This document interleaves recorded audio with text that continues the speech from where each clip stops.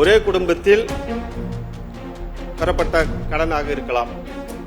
5 ஏக்கருக்கு குறைவாக நிலம் வைத்துள்ள விவசாயிகள் கூட்டுறவு வங்கிகளே வாங்கிய பயிர்க்கடன்கள் முற்றிலுமாக சிறு குறு விவசாயிகளுக்கு முழுமையாக தள்ளுபடும். அதுதான் உங்களுக்கு உங்களுடைய வாக்குறுதி. அதனால தான் சொல்றோம். ஒரு அரசியல் கண்ணோட்டத்துடனும் ஒரு அரசியல் மேடையில் இருக்கிற மாதிரியே இன்னும் பேசிக்கிட்டே இருக்கிறாரு சட்டசபையில. வந்த உடனே தள்ளுறதா விவசாய கடன். இதுக்கு நாட்கள்லாம் கிடையாது. நான் என்ன கேட்டேன், 3 முறை நீங்க ஏற்கனவே சொல்லியிருக்கிறீங்க. 4வது முறை இது முழுமையாக தள்ளுபடி செய்வதற்கு ஏதாவது ஆலோசனை வைத்திருக்கிறீங்களா, அறிவிக்க போறீங்களா? அந்த விவசாயிகள்லாம் கேட்கறாங்க. அவங்களுக்கு எப்படி நாங்க மக்கள் பிரதிநிதியாக என்ன பதில் சொல்றது? ஆளுங்கட்சியா இருக்கும் பொழுது, அமைச்சரா இருக்கும் பொழுது அண்ணன் தான் விவசாய மேல குண்ட சட்டத்தை போட்டு கைது செய்ததோ அவர் தான். மாண்புமிகு எதிர்க்கட்சி உறுப்பினர் சொன்னார்கள், அதற்கு தகுதியின்மைக்கு காரணம் ஒரே குடும்பத்தில் பெறப்பட்ட கடனாக இருக்கலாம்.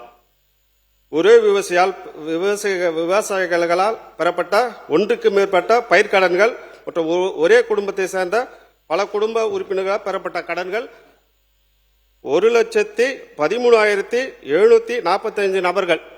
அதில் அண்ணன் சொன்னது அதில் கவர் ஆகும் என்பதை தங்கள் வாயிலாக தெரிவித்துக் கொள்கின்றேன். தேர்தல் அறிக்கையில் குறிப்பிட்டது அதெல்லாம் தேதி இதெல்லாம் சொல்லல. 5 ஏக்கருக்கு குறைவாக நிலம் வைத்துள்ள விவசாயிகள் கூட்டுறவு வங்கிகளே வாங்கிய பயிர்க்கடன்கள் முற்றிலுமாக சிறு குறு விவசாயிகளுக்கு முழுமையாக தள்ளுபடும். அதுதான் உங்களுக்கு உங்களுடைய வாக்குறுதி. அதனால தான் சொல்றேன் நான். மாண்புமிகு பொதுப்பணித்துறை அமைச்சர் அவர்கள். மாண்புமிகு பேரவைத் தலைவர் அவர்களே, எங்களுடைய மாண்புமிகு முதல்வர் தேர்தல் அறிக்கையில் கூறியதை அனைத்தையும் நிறைவேற்றுவார். அதுல எந்த விதமான கருத்து வேறுபாடுகளும் கிடையாது.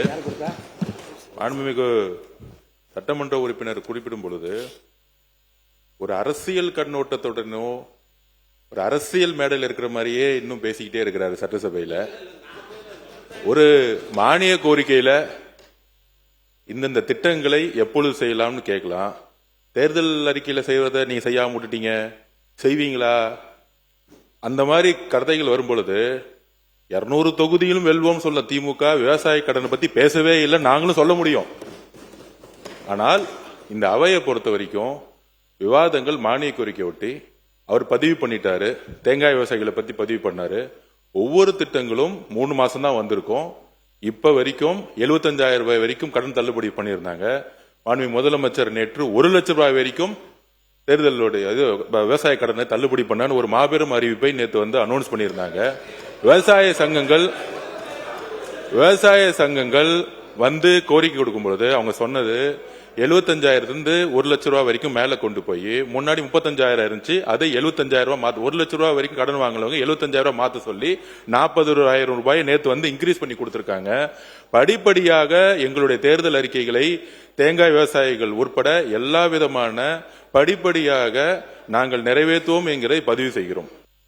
பொதுக்கூட்டில் பேசுற மாதிரிலாம் இல்லைங்க. நாங்கள் பேசுவது என்பது நீங்க தேர்தல் அறிக்கையில் சொன்னது. இப்ப நிறைய சொல்லியிருக்கிறீங்க. எங்களுடைய தலைவரை நான் 6 மாதம் வரைக்கும் எந்த இதையும் விமர்சனம் பண்ண மாட்டேன்னு சொல்லியிருக்கிறார்.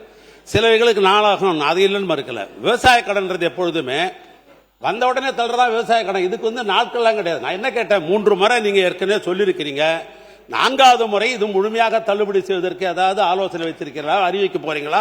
அந்த விவசாயிகள்லாம் கேட்கறாங்க. அவங்களுக்கு எப்படி நாங்க மக்கள் பிரதிநிதியாக என்ன பதில் சொல்றது? இப்ப நாங்க அசம்பிளி முடிச்சுட்டு போன உடனே கேட்பாங்க, எங்க சட்டசபையில் கேள்வி கேட்டீங்களா, முழுசும் தள்ள போறாங்களா, இல்ல இவ்வளவு ஒரு சொசைட்டிலே 200 பேர் 300 பேர் தள்ளுபடி இல்லாத இருக்குது அப்படின்னு சொல்லுமா நாங்க பதில் சொல்லணுமா இல்லையா? இல்ல எங்க அரசியல் இருக்கிறது? அரசியல்லாம் இல்ல. இது கூட்டுறவு கடன் வந்த உடனே தள்ளுறதான் கூட்டுறவு கடன். நான் ஏற்கனவே இதே மன்றத்தில் நான் பதிவு பண்ணேன். ஒரு நிமிஷம் இருங்க.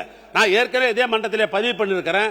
2006 கூட்டுறவுத்துறை அமைச்சராக இருக்கிற பொழுது அன்றைக்கு முழு கடனையும் 6,000 கோடி ரூபாய் அண்ணன் கலைஞர் தள்ளுபடி பண்ண நான் தான் பண்ணேன்.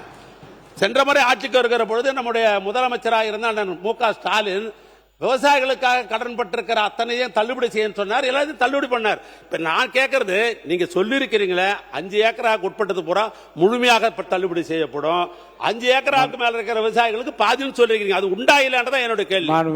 பொதுப்பணித்துறை அமைச்சர் அவர்கள்.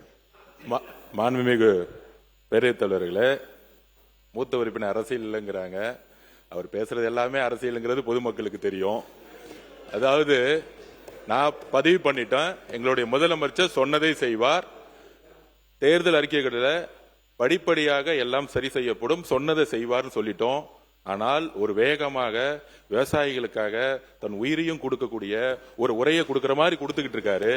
ஆனால் ஆளுங்கட்சியா இருக்கும் பொழுது, அமைச்சரா இருக்கும் பொழுது அண்ணன் தான் விவசாயி மேல குண்ட சட்டத்தை போட்டு கைது செய்ததோ அவர் தான். அப்ப விவசாயிகள் மேல நாங்க குண்ட சட்டை போடக்கூடிய அரசு எங்களுக்கு கிடையாது. அதனால நாங்கள் எப்பொழுதும் விவசாயிகள் பக்கம் தான் நிற்போம். அவர்களுக்கான உரிமைக்காக நாங்கள் நிற்போம்.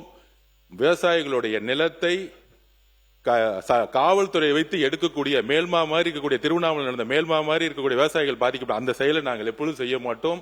நாங்கள் உறுதியாக கூறுகிறோம். எங்களுடைய தேர்தல் அறிக்கையில் படிப்படியாக நாங்கள் நிலைநாட்டுவோம் பதிவு பண்றோம்.